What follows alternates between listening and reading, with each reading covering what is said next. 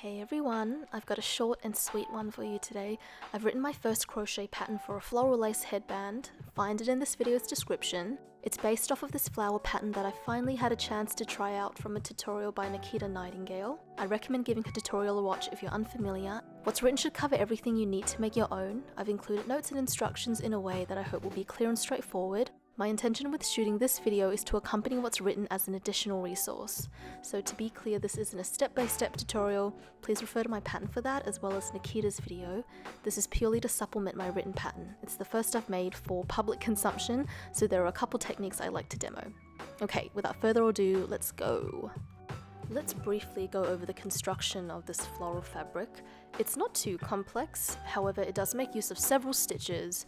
There's chaining involved, single crochet stitches, double crochet stitches, and treble crochet stitches. I think the best approach is to go slow and be mindful of just keeping count as you work along each row. You can do this with stitch markers. I'm using some 4-ply cotton yarn in a 50-gram ball, and I'd estimate that you use less than half for this project. My trusty 3mm crochet hook. This is an aluminium hook that I purchased in a set from Knit Picks for less than 17 AUD, quite affordable.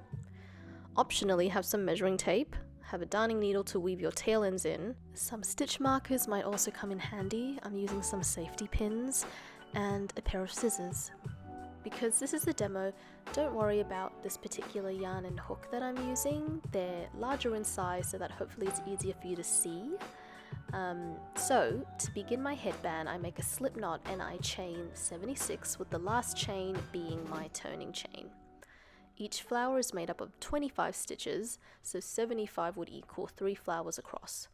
After the 25th stitch, I'm going to add a stitch marker in to help me keep track of this.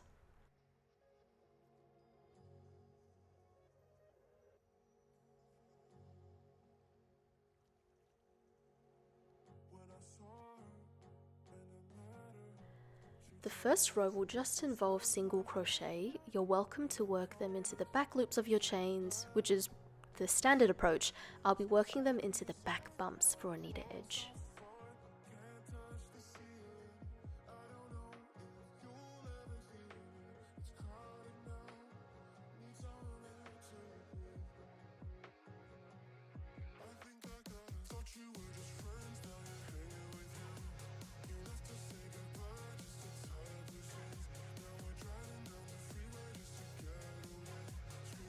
In this pattern, whenever there's a double crochet at the start of each row, you can do a chain 2 and consider that your double crochet. I prefer to work a regular double crochet though, which I do like so.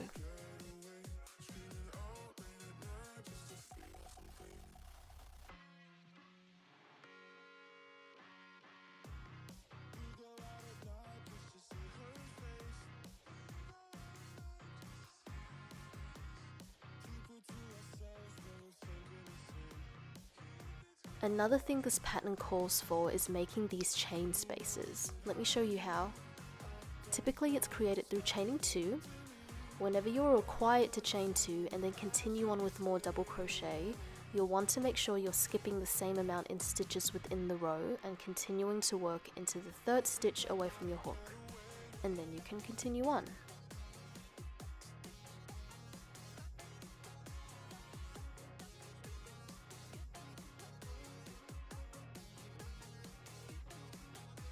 There will be times when you'll be working double crochet over these chain spaces. For this example specifically, make sure you're working the 2 inner double crochet into the chain spaces and the outer 2 double crochet into the stitches themselves. Let me show you here. So having chain 2, I'm now primed to work a double crochet into the stitch, and then the next 2 double crochet I'll make sure to work into the chain space.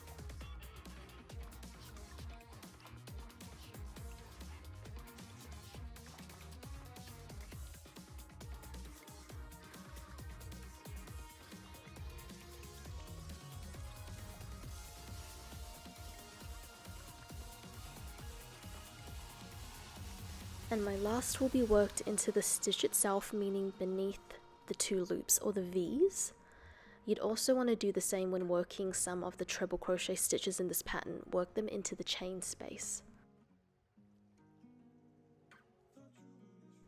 And here's an example of that. First I chain 4, and then the pattern calls for working 1 treble crochet, and I will work that into this middle chain space here in my row.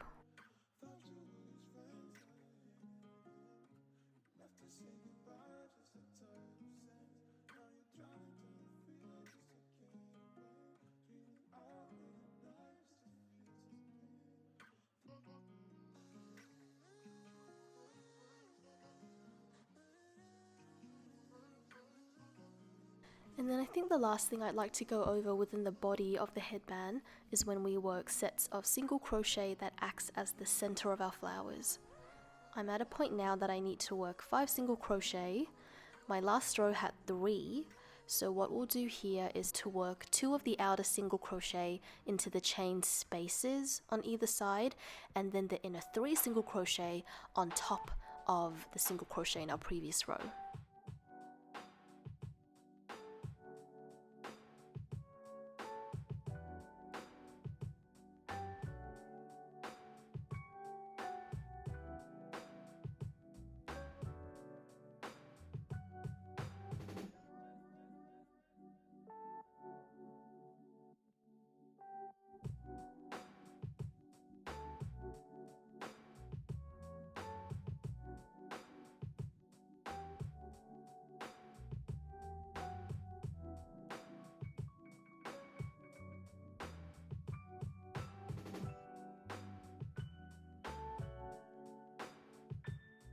Now I want to show you how we approach the first tie.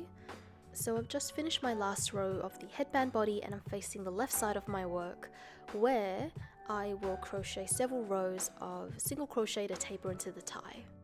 The side of the headband is made up of double crochet stitches.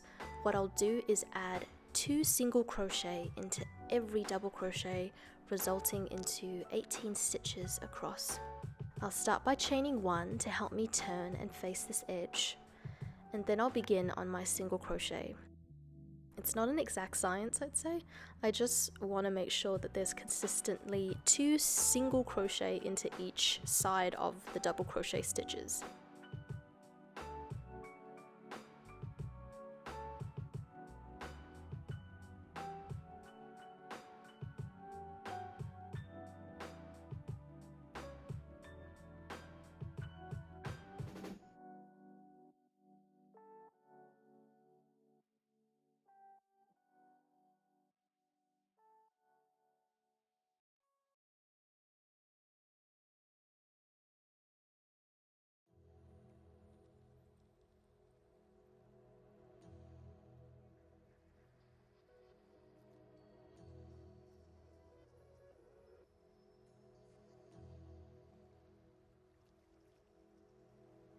When I saw her and it mattered, she told me that she was concerned for my health, and I promised to get better, but she was only just concerned for herself, and now I fall so far, can't touch this. Never hurts to count your stitches to make sure you have 18 stitches, and now we can begin decreasing, which will taper our work.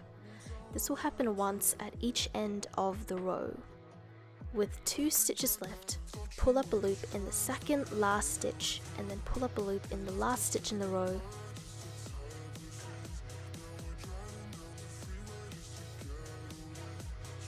With 3 loops on my hook, I'll pull through all loops. Continue doing this until only 2 stitches remain in a row.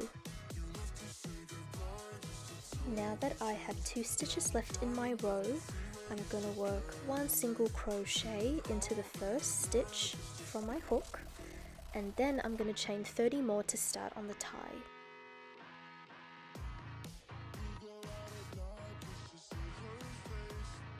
On the way back to build upon this chain, I'll work single crochet stitches into my back bumps again.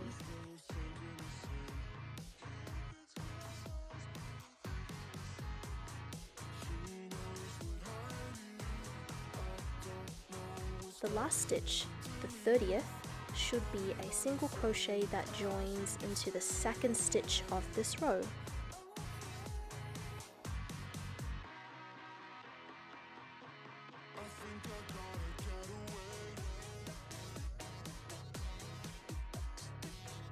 Okay, great, so that's one tie down.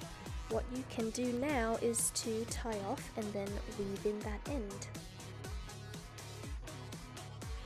To weave in your tail ends, I believe the rule of thumb is to change direction 3 times so that your stitches don't unravel. I'm a little bit paranoid though, so sometimes I might change multiple directions, as you can see here.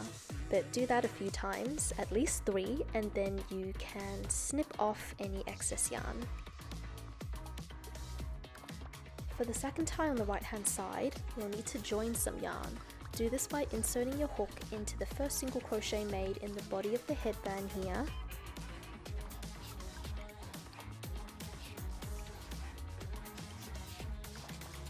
And then do the same as before, chain 1 to turn onto the side of the headband and start working your rows of single crochet again.